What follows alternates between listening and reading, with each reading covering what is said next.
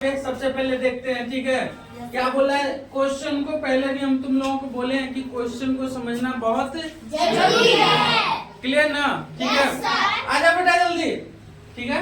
Question को समझना बहुत जरूरी है। अगर तुम क्वेश्चन समझ गए तो समझो 90% तुम सॉल्व कर चुके हो। बस तुमको लिखना और आगे बढ़ना बाकी है। आगे समझ में ना, ठीक है। तो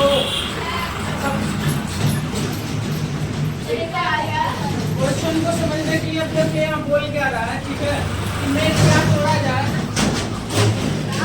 क्या जोड़ा जाए कि 16 से पूरी तरह विभाजित होगा। तो चलो पहले विभाजित कर लेते हैं, ठीक है ना। विभाजित करेंगे तो कितना आएगा 4 5 7 5। 16 से भाग देंगे कितना आ जाएगा 16 दूनी 32। घटाएंगे कितना आ जाएगा 3 1। 7 यहाँ उतारेंगे कितने बार में जाएगा 28 16 128। घटाएंगे फिर आ जाएगा तुम्हारा 5 9। बस यहाँ 0 ठीक है। फिर अब यहाँ 5 आ जाएगा। फिर भाग देंगे कितना बार में जाएगा 5 बार में कितना 80। घटाएंगे कितना आ जाएगा 15। ठीक है। अब देखो क्या बोला है, जोड़ने के लिए बोला है घटाने के लिए जोड़ने के लिए बोला है, ठीक है। तो 16 में से हम 15 को घटाएंगे। आगे समझ में कितना आ गया 16 माइनस 15 इक्वल टू 8। अब 1 को अगर इसमें तुम जोड़ लेते हो, ठीक है, 4 5 7 5 प्लस 1। अगर 1 को इसमें जोड़ लोगे कितना आ जाएगा 4 5 7 6। अगर इसको तुम जोड़ के अब इसको अगर 16 से भाग दोगे तो कोई भी शेष नहीं बचेगा और पूरी तरह 16 से विभाजित हो जाएगा। कंफ्यूजन? अगर यही बोलता कि क्या घटाएं, क्या बोलता क्या घटाएं, तो बस जो शेष आया वही घटा दो। बोलेगा क्या घटाए तो क्या कहना है, जो शेष आएगा वही उसका करेक्ट आंसर हो जाएगा। आए समझ में? कंफ्यूजन किसी को? पक्का? चलो अब नेक्स्ट वाले में बोल रहा है कि 7 8 9 6 8 5 में 9 के स्थानीय मान और अंकित मान के बीच अंतर। समझ रहे हो ना, दोनों के बीच क्या पूछ रहा है अंतर निकालने के लिए स्थानीय मान जान ही रहो, जिस स्थान पे है वही उसका स्थानीय मान हो जाता है। तो 9 किस स्थान पर है, इकाई दहाई सैकड़ा हजार। तो 9 का स्थानीय मान क्या हो जाएगा 1000। कितना 9000। तो 9000 इसका स्थानीय मान हो गया। अब अंकित मान हमेशा क्या होता है, वही अंकी होता है। क्या होता है, वही अंकी होता है। गायब नहीं हो बेटा, ध्यान दो, ठीक है।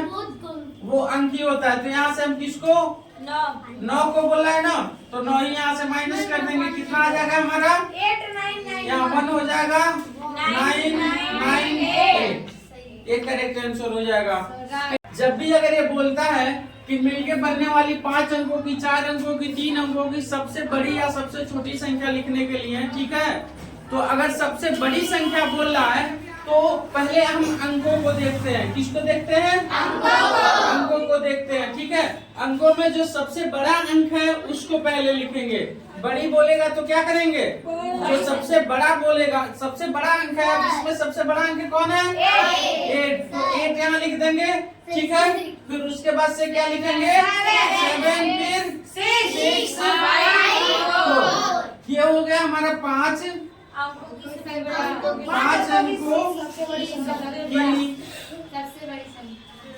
सबसे बड़ी संख्या इक्वल टू 8 7 6 5 4। क्लियर? कंफ्यूजन? देख लो। चलो अब इसी में एक और चीज बता देते हैं तुम लोगों को। जैसे मान लो यहाँ लिखा है 7 0 5 4 8, ठीक है। अब इसको बोलकर सबसे छोटी संख्या लिखो। क्या लिखो, सबसे छोटी।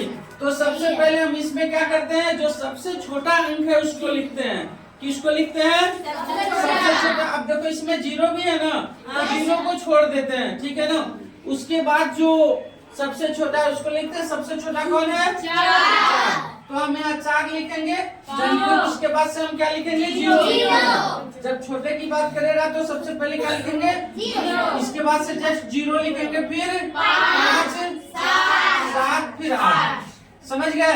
और जब ये संख्या लिखते हैं तो यहाँ पे देखो क्वेश्चन में कामा दिया है। क्या दिया है? कामा दिया है। लेकिन जब इसको सॉल्व करते हैं, लिखते हैं संख्या, तो हम यहाँ पर कामा नहीं लगाते हैं। समझ में आ गया ना? देखो हम लिखे यहाँ पे कामा लगाए हैं, नहीं लगाए हैं। अब देखो यहाँ क्वेश्चन में हम कामा दिए हुए हैं, ठीक है, लेकिन जब संख्या लिखे हैं तो कामा दिए हैं, नहीं दिए हैं। क्लियर ना? कंफ्यूजन किसी को? पक्का? चलो, तो और भी काम दे दे तुम लोगों को। चलो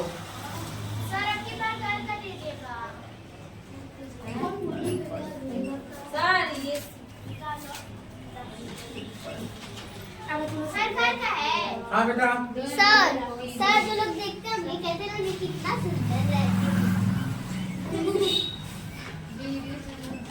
आज तो सर वीडियो काट देते हैं। होमवर्क की क्लास देखो होमवर्क क्लास करता है। चलो, होमवर्क है, होमवर्क है।